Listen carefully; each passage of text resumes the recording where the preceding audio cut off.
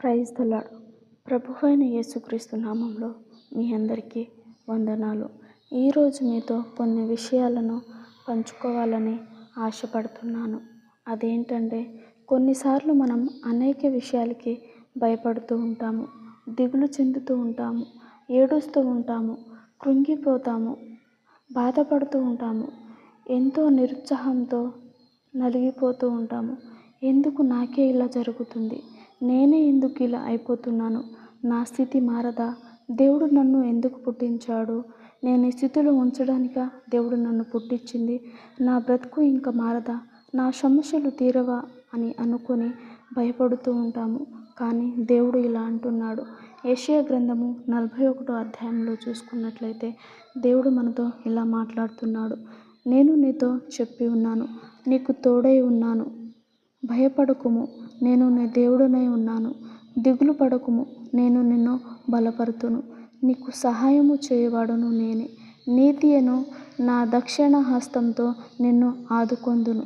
ఇక్కడ దేవుడు చెప్తున్నాడు, నేను నీకు తోడై ఉన్నాను కదా, ఎందుకు నువ్వు భయపడుతున్నావు, నేను నీకు సహాయం చేస్తున్నాను కదా, ఎందుకు నువ్వు దిగులు చెందుతున్నావు అని దేవుడు మనతో మాట్లాడుతున్నాడు. మనము బైబిల్ మొత్తంలో చూసుకున్నట్లయితే 365 సార్లు దేవుడు మనకు భయపడకండి, భయపడకండి, భయపడకు అని చెప్తున్నాడు. అంటే రోజుకు ఒక్కసారి దేవుడు మనకు భయపడకండి, నేను మీకు తోడై ఉంటున్నాను, మీరు భయపడకండి, నేను మీతో ఉన్నాను అని అంటున్నాడు. కానీ మనము ప్రతిరోజు ఉదయం లేచిన వెంటనే ఏదో ఒక భయం మనల్ని పట్టి పీడిస్తుంది. ఏదో ఒక భయం, ఈరోజు ఏమవుతుందో, రేపు ఏమవుతుందో, ఏం అవ్వదో, ఏం జరగదో అని భయపడుతూ ఉంటాము. ఆ భయానికి కారణం రోగాలు కూడా వస్తూ ఉంటాయి. ఆదాము భయపడి చెట్టు చాటుకు దాక్కున్నాడు. అప్పటి నుండి వచ్చింది ఈ తంట మానవ జాతికి. దేవుడు నాకు తోడై ఉన్నప్పుడు సింహాలు ఎదురైనా నేను భయపడను. సింహాల గృహలో దానియేలును పడవేసినప్పుడు భయపడలేదు. అగ్ని జ్వాలల మధ్యలో షడ్రకు, మేషకు, అబేద్నెగోలను పడవేసినప్పుడు వారు భయపడలేదు. పౌలును రాళ్లతో కొడుతున్నప్పుడు బాబోయ్ కొట్టకండి, నేను మానువేస్తాను అని భయపడలేదు. కానీ మనము అనేక విషయాలకి దిగులు చెందుతూ ఉంటాము. మనము బైబిల్లో చూసుకున్నట్లయితే దేవుడు మనతో అనేక సార్లు మాట్లాడుతూ వచ్చాడు, భయపడకండి అని. కానీ మనము భయపడతాము. దేవుడు అంటున్నాడు, భయపడవద్దు, దిగులు పడవద్దు, జడియవద్దు, కృంగిపోవద్దు.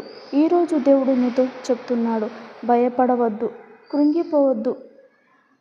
భవిష్యత్తును ప్రశ్నార్థకంగా మారుతుంది.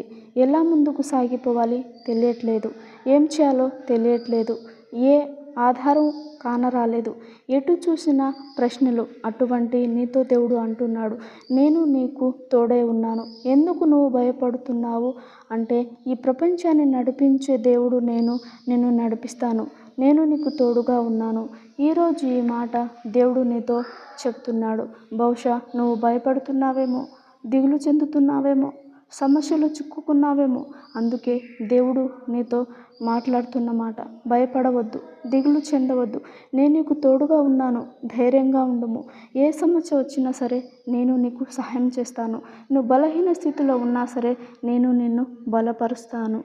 దేవుడు అంటున్నాడు, నేను నీ పట్ల గొప్ప గొప్ప కార్యాలను చేయబోతున్నాను. ఎందుకు నువ్వు చిన్న చిన్న విషయాలకి బాధపడుతున్నావు, ఎందుకు భయపడుతున్నావు అని.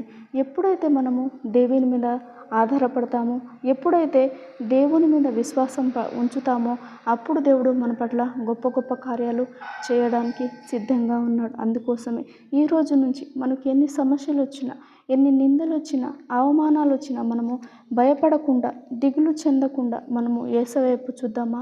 ఎప్పుడైతే మనము యేసు వైపు చూస్తామో, ఎప్పుడైతే మనము ఆయన మీద ఆధారపడతామో, దేవుడు తప్పకుండా మనకు సహాయం చేస్తాడు. ఆమేన్.